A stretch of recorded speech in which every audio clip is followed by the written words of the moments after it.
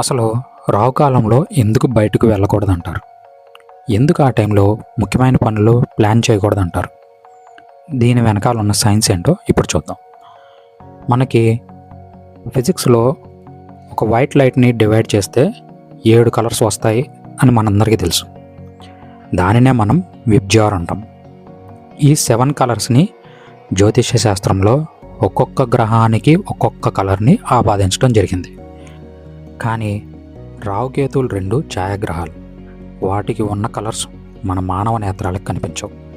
Away ultraviolet and infrared. Ultraviolet is above violet and infrared is below red. So యాస్ట్రాలజీలో ultraviolet రాహుకి మరియు infrared వచ్చేసి కేతువుకి ఆపాదించడం జరిగింది.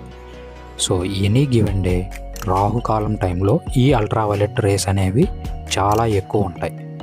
So ఆ రేస్ మనకి హార్మ్ఫుల్ కాబట్టి మనల్ని ఆ టైంలో బయటికి వెళ్ళొద్దని పెద్దలు చెప్పారు.